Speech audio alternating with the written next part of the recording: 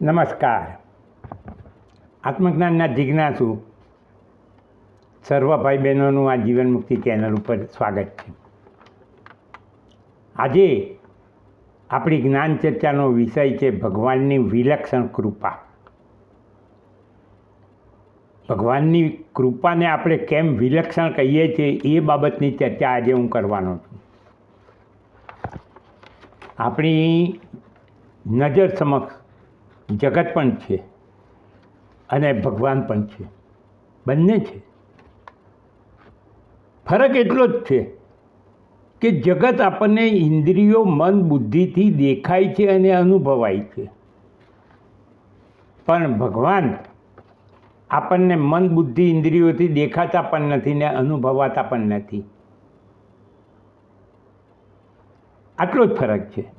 બાકી એવું નથી કે ભગવાન નથી આપણી નજર સમક્ષ. ઓન ધ કોન્ટ્રારી, એવું બને કે જગતના પદાર્થો કે વ્યક્તિઓ કાળ અને સ્થળથી સીમિત છે, એમને બંધન છે. બંધનનો મતલબ કે કોઈ વસ્તુ કોઈક કાળે હોય પણ ખરી ને કોઈ કાળે ન પણ હોય. એવી જ રીતે કોઈ સ્થળે હોય પણ ખરી ને કોઈ સ્થળે ના પણ હોય, અને આપણે એનો અનુભવ કરીએ જ છીએ કે એક વસ્તુ એક જ જગ્યાએ મળે, બીજી જગ્યાએ ના હોય. પણ ભગવાન તો ત્રણેય કાળમાં છે આપણી જોડે અને સર્વત્ર છે. એટલે એવું કદી બનવાનું નથી કે આપણે ને ભગવાન વચ્ચે એક ક્ષણનો પણ વિયોગ થાય. આપણા ઉપર આપણા મા બાપની કૃપા તો છે જ, એમાં કોઈ શંકા નથી. પણ સાથે સાથે આપણા પર ભગવાનની પણ કૃપા વરસતી રહે એ માટે આપણે ભગવાનની ભક્તિ કરીને ભગવાનને પ્રસન્ન કરવા પડે. કેમ એ બધી ચર્ચા હવે આપણે કરવાના જ છીએ, કારણ કે ભગવાનની કૃપા વિલક્ષણ છે. હવે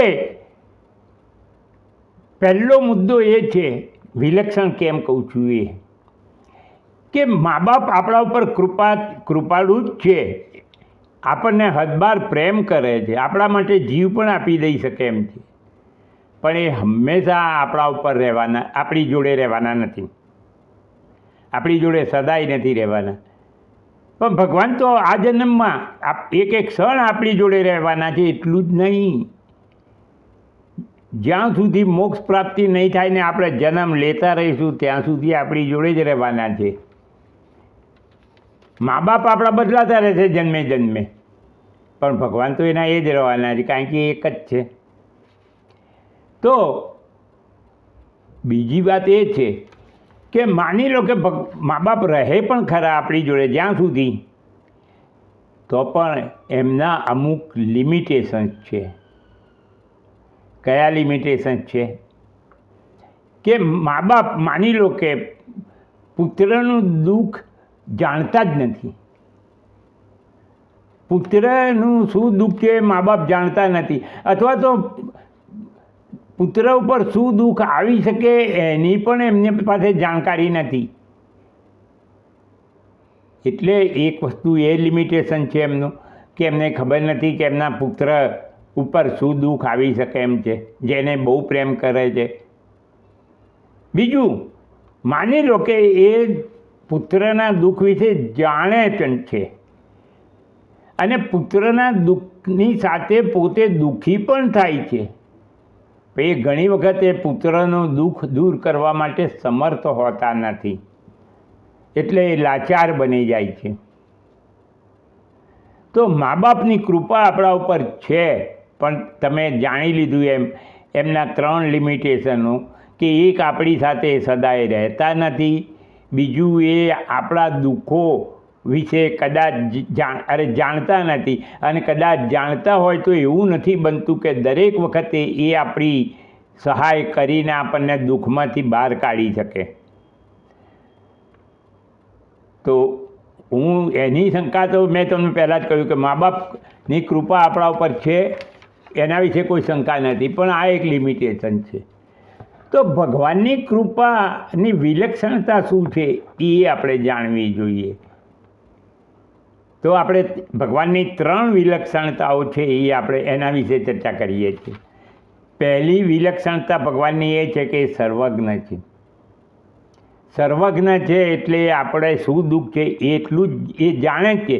અને એટલું જ નહીં, આપણા ઉપર ભવિષ્યમાં શું દુઃખ આવી શકે એમ છે, આપણે કયા પ્રોબ્લેમ આપણા સામે ઊભા થવાના જ છે એ વિશે પણ ભગવાન તો એડવાન્સમાં જાણે છે. હા, એક વસ્તુ છે કે ભગવાન આપણું ભાગ્ય તો નથી બદલતા, પણ ભગવાન જાણે છે. એટલા માટે ભગવાન આપણામાં એવી બુદ્ધિ મૂકે છે અને એ બુદ્ધિથી આપણે એ બધા દુઃખોને દૂર કરી શકીએ એવા અનુકૂળ સંજોગોની ગોઠવણ કરે છે કે જેથી આપણે દુઃખમાંથી સાંગોપાંગ બહાર નીકળી જઈ શકીએ, આપણે એ પ્રોબ્લેમનો ઉકેલ લાવી શકીએ. આપણું ભાગ્ય બદલવાનું તો ભગવાન પણ નથી કરતા. મેં તમને ગઈકાલે કહ્યું જ હતું કે તમારા ભાગ્યમાં લખેલું છે એનાથી વધારે સુખ તમને નથી મળવાનું, અને તમારા ભાગ્યમાં જે દુઃખ આવ્યું છે ભગવાન પણ દૂર નથી કરવાના. આપણને શક્તિ આપી શકે એટલું જ, બુદ્ધિ આપી શકે એ દુઃખ દૂર કરવાનું. પણ ભગવાન એટલે ભગવાનની સર્વજ્ઞતા છે એનો આપણને ફાયદો એ થાય કે જો આપણે ભગવાનની પ્રેમ કરીએ, ભગવાનની ભક્તિ કરીએ, ભગવાન આપણા ઉપર પ્રસન્ન રહે અને ભગવાનની આપણા ઉપર કૃપા થાય તો ભાગ્ય અનુસાર જીવનમાં સુખ અને દુઃખ આવતા રહે છે.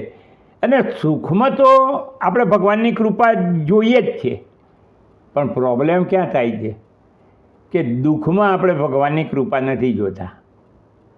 દુઃખમાં આપણે ગમે તેને દોષ દેતા રહીએ છીએ, કાં તો પોતાને લઈએ કે મેં આવી ભૂલ ના કરી હોત તો આમ થાત, પેલાએ આમ કર્યું, પેલાએ આમ કર્યું, ખરાબ સમય છે, ગ્રહો ખરાબ છે મારા. છેલ્લે આપણે એમ કહીએ છીએ કે મારા ગ્રહો ખરાબ છે. પણ જે કહે, પણ સુખમાં આપણે ભગવાનની કૃપા જોઈએ છે, દુઃખમાં આપણે ભગવાનની કૃપા નથી જોતા. એના કારણે ભગવાન પણ આપણને કૃપા કેટલી કરવી એના વિશે વિચાર કરે છે. કારણ કે એ સમજે છે કે આ મારો સ્વાર્થી પ્રેમી છે, નિસ્વાર્થી પ્રેમી નથી કે જે દુઃખમાં પણ મારી એક સમાન ભાવે ભક્તિ કરતો રહે. તો ભગવાનને તો આપણા દુઃખો વિશેની જ્ઞાન અત્યારે પણ છે અને ભવિષ્યમાં આવનારા દુઃખો વિશેનું જ્ઞાન પણ છે. એટલે આપણને ભવિષ્ય માટે પણ એ એડવાન્સમાં તૈયારી કરાવવા માંડે છે. આપણને ખબર નથી હોતી કે મારા માથે કયું દુઃખ આવવાનું છે કે કયો પ્રોબ્લેમ આવવાનો છે મારા માથે, પણ એને ખબર છે. એટલે અલગ અલગ રીતે આપણને તૈયારી કરાવવા માંડે છે. દુઃખ તો દૂર નથી કરતો, એ તો વાત થઈ ગઈ. હવે બીજું છે કે પરમાત્મા સર્વસમર્થ છે. મેં તમને આગળ કહ્યું તેમ કે માતા પિતાની કૃપા છે આપણા ઉપર, પણ કેટલીક વખતે આપણી સહાય કરવા માટે એ અસમર્થ હોય છે. એ ઈચ્છે કે ચાહે તો પણ એમની કેપેસિટી નથી હોતી. એ લાચારીથી આપણી સાથે આપણા દુઃખમાં ભાગીદાર બને પણ આપણો દુઃખ દૂર નથી કરી શકતા. જ્યારે ભગવાન તો સર્વશક્તિઓનો ભંડાર છે, સર્વસમર્થ છે, એમની શક્તિઓ અપાર અને અનંત છે. જો ભગવાનની આપણા ઉપર કૃપા હોય તો એ અવશ્ય આપણી સાથે આપણી સહાય આવે છે.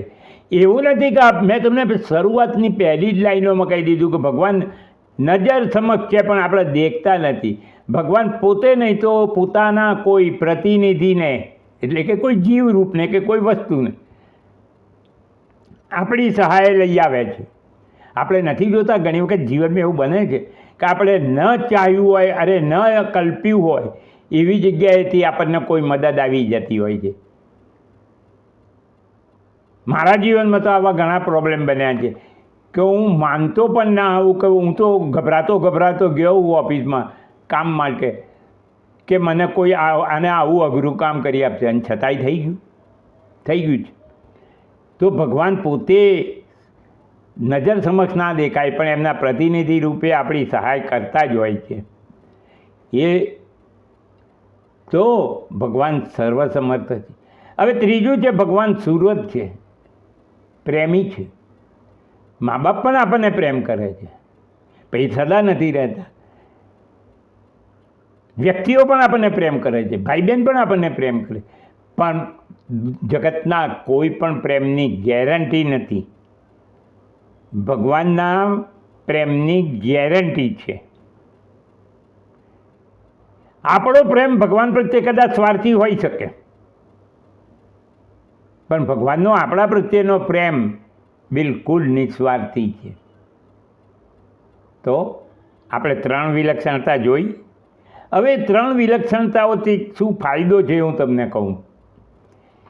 કે પહેલી વાત એ કે આપણો કોઈ પ્રેમીજન આપણને મદદ તો કરવા ઈચ્છે જ છે, એ તત્પર જ હોય છે, પણ આપણું દુઃખ શું છે કે આપણો પ્રોબ્લેમ શું છે એની જ જો એને ખબર ના હોય તો શું કરી શકે? એ સર્વજ્ઞ તો છે નહીં ભગવાનની જેમ, તો એ તો મદદ ના કરી શકે, કારણ કે એને ખબર જ નથી બિચાર. એ આપણને શું કહે કે તે મને કહ્યું હોત તો હું તારી સહાય કરત, પણ આપણે કહીએ પછી એ સહાય કરે. ભગવાન તો એ પહેલાં જ સહાય કરી દે છે. બીજું, માની લો કે એને ખબર બી પડી, ચલો તમે કહ્યું એને કે ભાઈ મારે આવો પ્રોબ્લેમ છે અથવા દુઃખ છે, તો એ ઈચ્છતો હોય તમારી સહાય કરવા, તત્પર બી છે, સાચા દિલથી છે, પણ એની સમર્થતા ના હોય, એની કેપેસિટી ના હોય, તો એ શું કરવાનું?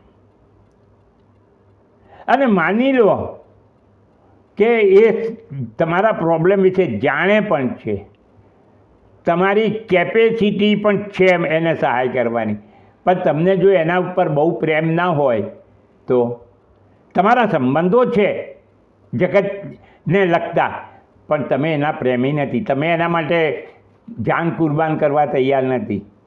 તો ભગવાન ત્રણેય વસ્તુ છે, સર્વજ્ઞ છે, સર્વસમર્થ છે અને સુરત છે, મતલબ કે અસલી પ્રેમી છે.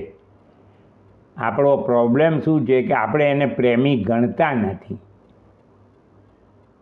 એ આપણને પ્રેમી ગણે છે, પણ આપણે એને પ્રેમી નથી ગણતા, અને એટલે આપણે એની ભક્તિ કરીએ બી છીએ, પણ એ પણ સ્વાર્થથી ભક્તિ કરીએ છીએ. નિસ્વાર્થ ભાવે એની ભક્તિ કરીને એને પ્રસન્ન કરવામાં આપણે માનતા નથી. આ બાબતમાં મેં આ પહેલાંના વિડીયોમાં કહ્યું જ છે. આખો સંસાર કાળ એટલે કે સમય અને સ્થળથી બંધનમાં છે, એટલે ભરોસાપાત્ર નથી. આખા સંસારમાં જો કોઈ ભરોસાપાત્ર હોય તો એક ભગવાન જ છે. મારા ભાઈઓ બહેનો, તમને જો આ જ્ઞાન ચર્ચામાં રસ લેવાથી મજા આવતી હોય, તમને કંઈક જાણવા મળતું હોય, કંઈક એના ઉપર વિચારવાનું મળતું હોય, તો આ ચેનલ સબસ્ક્રાઈબ કરીને સાંભળો. અને તમારા જેવા મિત્રોને, આત્મજ્ઞાનના જિજ્ઞાસુઓને આ ચેનલ સબસ્ક્રાઈબ કરવાનું કહો અને સાંભળવાનું કહો. અને બીજું મારી પ્રપોઝલ છે કે જો તમે જ્ઞાન યજ્ઞમાં જોડાવા માગતા હો તો તમે 100 સબસ્ક્રાઈબરોને જોડો. તમને શું બેનિફિટ મળશે જ્ઞાન યજ્ઞમાં જોડાવાથી એ વિશેની ચર્ચા હું ફરીથી કરીશ. પણ જ્ઞાન યજ્ઞમાં જોડાવાથી તમારા માટે જીવનમાં પછી કશું પણ વાંચવાના માટે કોઈ પુસ્તક નહીં રહે કે કોઈ સાધુ મહાત્માના પ્રવચનો સાંભળવાના નહીં રહે, એની ગેરંટી હું આપી શકું છું. તમને આત્મજ્ઞાનની પ્રાપ્તિ કરાવીને જ રહીશ. આ વર્ષે નહીં તો આવતા વર્ષે, 5 વર્ષે, 10 વર્ષે હું જીવતો રહીશ, ત્યાં સુધી મહેનત કરતો રહીશ. તો ભગવાનની કૃપા પામવા માટે આપણે શું કરવું જોઈએ? જેટલો ભરોસો આપણે જગત ઉપર કરીએ છીએ એનાથી વધારે ભરોસો આપણે ભગવાન ઉપર કરવો જોઈએ, કરવો પડે. ભગવાનની દરેક ઈચ્છાને, ભગવાનના દરેક વિધાનને માથે ચડાવવાનું શરૂ કરી દેવાનું. એ જ ભગવાનની ભક્તિ છે. પાણી ચડાવી આવવું, લોટો ચડાવી આવવો, 2 હાથ લાગીને દર્શન કરી આવવા, યાત્રા સ્થળોએ ફરી આવવું, ચૂંદડી ચડાવી દેવી, આ બધાથી કંઈ ભગવાન પ્રસન્ન નથી થતા. ભગવાન તો શું કહે છે, જેમ મા બાપ કહે છે ને કે જે છોકરું એના કયામાં રહે એ એને વાલું લાગે, એમ તમે ભગવાનના કયામાં રહો, અનીતિમય અધર્મમય કામ ના કરો તો તમે ભગવાનના પ્યારા બનવાના જ છો. તો હવે પ્રોબ્લેમ એ રહ્યો કે તમે એટલે કે તમારો અહંકાર પોતાની બુદ્ધિ, શક્તિ અને આવડત ઉપરનો મદાર છોડી ક્યારે ભગવાનના આશરે જવા દે છે. અત્યારે તમે ભગવાનના દર્શન કરો છો, ભગવાનની ભક્તિ કરો છો, એમાં ના નથી કહેતો હું, અને એમાંથી સાચા ભક્તો પણ હશે, એની આ ના નથી, પણ એ સ્વાર્થી ભક્તિ છે, એમાં સાચો પ્રેમ નથી. આપણે દુઃખમાં એમને યાદ નથી કરતા, સુખમાં જ યાદ કરીએ છીએ. સુખની વખતે જ કૃપા ગણીએ છીએ, જ્યારે દુઃખ આવે ત્યારે આપણે, અને હું તો કેટલાક લોકોને એવા જોઉં છું કે જે ભગવાનને ગાળોય દેતા હોય. એવા હિન્દી ફિલ્મોના ગીતોય છે કે માલિક તે આવું દુઃખ મને કેમ આપ્યું, જાણે ભગવાને દુઃખ આપ્યું હોય. દુઃખ તો, સુખ અને દુઃખ તો આપણા કર્મોનું પરિણામ છે. એનીવે, આપણો અહંકાર આપણે છોડવો પડે. અહંકાર છોડવાનો મતલબ કે આપણે આપણી બુદ્ધિ, શક્તિ અને આવડત ઉપરનો મદાર જેટલો છે એ છોડીને ભગવાનની શક્તિ, આવડત ઉપર આપણે મદાર કરવો પડે કે ભગવાન જે કરશે બધું બરાબર જ કરે છે. અને હું તો ભગવાનનો પ્રેમી છું. તમે જો મારા જેવું એકવાર બોલો તો મજા પણ આવશે. મારી બેબીના લગ્ન કરવાના હતા ત્યારે મને ઘણા લોકો કહેતા હતા કે શું કરશો. ત્યારે હું એમ કહેતો હતો કે જો એ નરસિંહ મહેતાની છોકરીના લગ્ન કરાવી શકતો હતો મામેરું કરીને, તો હું શું એનો પરાયો છોકરો છું, બીજા ખોળાનો છોકરો છું? હું એ નરસિંહ મહેતા જેવો પહેલા ખોળાનો જ છોકરો છું. ભગવાન કરશે, અને ભગવાને જ પોતે કર્યું છે, અને ભગવાનની કૃપાથી મારી બેબી આજે જ્યાં છે ત્યાં સુખી પણ છે. તો મારા ભાઈઓ બહેનો, ફરીથી એક વિનંતી, કારણ હું તમને સાચું કહું, મને લાચારી લાગે છે આ રીતે કે સબસ્ક્રાઈબ કરો, આ શું ભીખ માગવાની. પણ મારો ઉત્સાહ વધે. મને એમ થાય કે ના, આટલા બધા લોકો બિચારા મારો ઇંતજાર કરે છે, હું એમને કંઈક કહું. હું જાણું છું એટલે કહું. હું પણ જતે જો બીજા લોકોના જેવો અજ્ઞાની હોત તો શું કહેવાનો હતો તમારી સામે. અને બીજું, મારામાં બોલવાની ને લખવાની આવડત છે તો કહું છું. એટલા માટે કહું છું કે તમે આ જ્ઞાન યજ્ઞ, જ્ઞાન ચર્ચા અને જ્ઞાન યજ્ઞમાં જોડાઈ જાઓ અને મને ઉત્સાહી કરો. મને ઉત્સાહી કરવામાં તમારું કલ્યાણ થવાનું જ છે. તમારે કશું કરવાનું નથી. જો તમને પસંદ આવ્યું હોય તો આ ચેનલના સબસ્ક્રાઈબના બટન ઉપર ખાલી આંગળી મૂકી દો અને દિવસની ફક્ત 15 મિનિટ મને આપો. ફક્ત 15 મિનિટ, તમારા આખા દિવસનો થાક ઉતારી દઈશ. તો હવે આપણે આગલા વિડીયોમાં મળીશું. આગલા વિડીયોમાં આપણે શું ચર્ચા કરીશું કે આપણો વાસ્તવિક સંબંધ કોની જોડે છે, એના ઉપર આપણે લોજિકલી દલીલો કરીશું, કારણ કે એમાં ઉપનિષદોનો મારે આશરો લેવો પડશે. તો આગલા વિડીયોમાં મળીએ, ત્યાં સુધી નમસ્કાર.